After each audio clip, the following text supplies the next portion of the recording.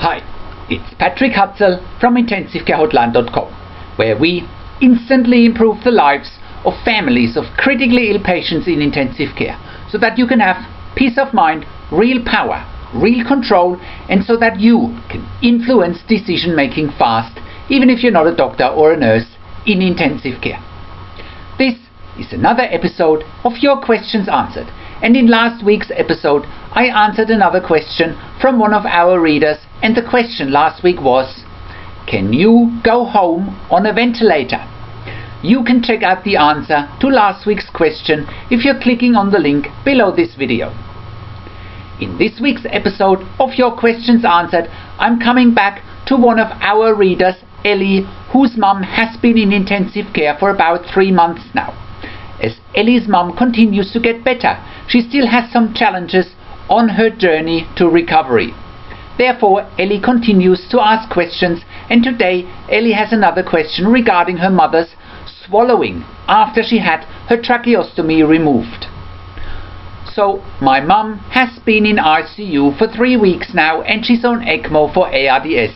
Will she survive? So this is part 5 today of that series of questions. You can check out previous questions from Ellie regarding her mum in intensive care. If you're clicking on the link below this video, you can access question 1 to 4. Ellie has also been featured in our podcast in an interview that you can check out as well if you're clicking on one of the links below this video. Today Ellie writes: Hi Patrick, writing for your advice again. My mum finally had the tracheostomy out on Tuesday, which was actually my birthday. She has been eating yogurt 3 times a day and then had a milkshake added. Since the milkshake and the stopping of the antibiotics, with which they have just restarted, she has a new infection on the lungs. The doctor showed me the x-ray taken today compared with the one on the 28th of July, and today's x-rays are all misty. My mother is desperate to eat and drink, and the doctor told me that it could now be weeks, if not months, that she won't be able to eat and drink because they think her swallow is too weak and that the food is going into the lungs. I've told my mum they will re-look at it all on Monday. For now, she has to wear the simple oxygen mask with steam 24 hours a day. I asked for the nose specs at night, which she had last night for 4 hours, before she desaturated and they put the mask back on. It's all really upsetting. They have also said she may well go back into the ICU so they can keep a closer eye on her. I know this is for the best, as the nurse is hardly around in her side room and she's still weak in her arms and hands and in the rest of her body. I really don't want her going back into the scary ICU. The doctor has also made me promise I won't feed her yogurt and has said she may end up back on the ventilator or dead if I do. Physio rehab has halted with just a little chest physio. Could it really be aspiration and not the stopping of the antibiotics? It seems to me that if they have stopped the antibiotics, then there is no good bacteria anywhere to return, only bad. I know this is highly simplistic and clutching at straws. I want my mum to eat something. She says she's so weak and feels stronger and much better when she is, and seemed that way to me. Plus, how is her swallowing going to get any stronger if she's not swallowing? I'm also fearful of her returning to intensive care on the ventilator, so I'm praying the infection will clear up over the weekend. Any advice would be appreciated. Ellie. Hi Ellie. That's a nice birthday present for you to finally have your mother's tracheostomy removed. Well done. Congratulations for taking this big step. You and your mother are fighters, and you have shown true strength throughout this challenging and difficult time. So, give yourself a pat on your back. Overall, you and your mother have come a long way, and it took a long time to get there. And now the last thing you want is for your mother to have the tracheostomy to go back in, go back on the ventilator, and go back to ICU. It would be a setback indeed to go back to intensive care.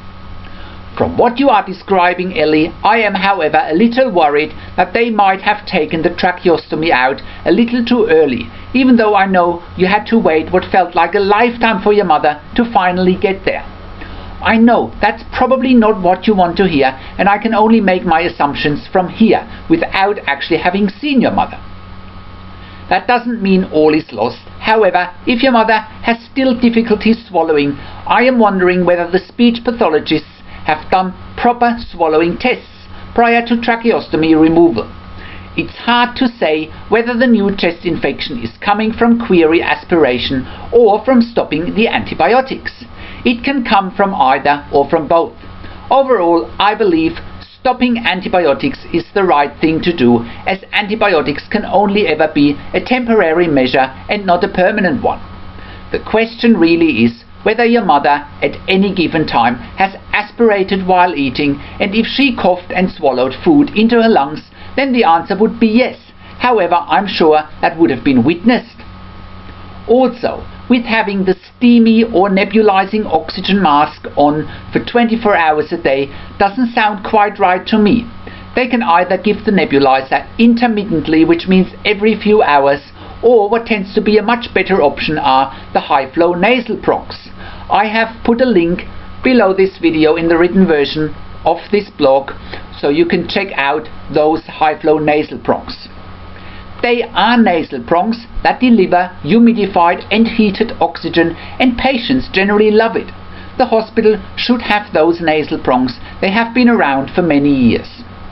It also tends to be very effective for patients with lower oxygen levels, and ventilation is often avoided by using them. The constant nebulizing can be very effective as well, however is more uncomfortable. It's better to constantly nebulize than going back on the ventilator. I really think more chest physio is absolutely necessary for your mother as well, from what you are describing. That should be a no-brainer, really needs to be ongoing and should be a priority. Chest physio and mobilization in combination with continuing to eat and drink would be a good way forward. However, with eating and drinking, you really do need to be careful if your mother is weak and has no strong cough and has difficulty swallowing. I also hope that your mother is getting out of bed regularly, because eating in bed just increases the risk of aspiration. And you're correct to point out that eating and drinking would get your mother stronger and better. However, the risk of aspiration, which is basically aspirating feeds into the lungs, it needs to be minimized if not excluded. I would imagine that your mother has either an NG, which is a nasogastric tube, or a PEG tube for feeding. However, this can only be a temporary measure, and your mother definitely needs to start eating again, and the sooner the better. She should have her nutritional needs met in the interim via the feeding tube, and this can only be a temporary and not a long-term solution. I know, Ellie, you probably think this journey is never coming to an end. However, you and your mum have come a very long way, and sometimes setbacks do happen. Keep in mind, your mother has been very sick, and one thing that I learned over the many years in intensive care is that patients recover in their own time, no matter how much we all want to speed up the healing process.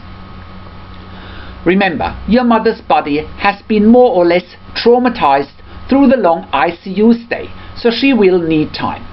However, the biggest challenge at the moment is to keep your mum out of intensive care and not have the tracheostomy go back in. I also wouldn't risk feeding her if she has indeed a weak cough. I hope that helps, Ellie. Stay strong as you have been, and even though your mother still has challenges, there is light at the end of the tunnel. Let me know if you have any other questions. How can you have peace of mind, control, power and influence whilst your loved one is critically ill in intensive care? You get to that all-important feeling of peace of mind, control, power and influence when you download your free Instant Impact Report now by entering your email below. In your free Instant Impact Report, you learn quickly how to get peace of mind, real power and real control, and how you can influence decision making fast whilst your loved one is critically ill in intensive care. Your free Instant Impact report gives you in-depth insight that you must know whilst your loved one is critically ill or is even dying in intensive care. Sign up and download your free Instant Impact report by entering your email below. In your free Instant Impact report, you learn how to speak the secret intensive care language so that the doctors and the nurses know straight away that you are an insider and that you know and understand what's really happening in intensive care. In your free report, you will also discover how to ask the doctors and the nurses the right questions.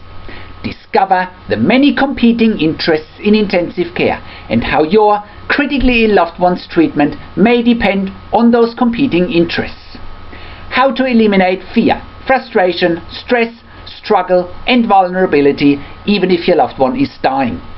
You get 5 killer tips and strategies helping you to get on the right path to peace of mind, control, power and influence in your situation. You will get real-world examples that you can easily adapt to your and your critically ill loved one's situation. How to stop being intimidated by the intensive care team and how you will be seen as equals. You will get crucial behind-the-scenes insight so that you know and understand what's really happening in intensive care and how you need to manage doctors and nurses in intensive care. And it's not what you think. Thank you for tuning into this week's Your Questions Answered, and I'll see you again in another update next week. Make sure you also check out our blog section for more tips and strategies, or send me an email to support@intensivecarehotline.com with your questions. This is Patrick Hutzel from intensivecarehotline.com, and I'll see you again next week in another update.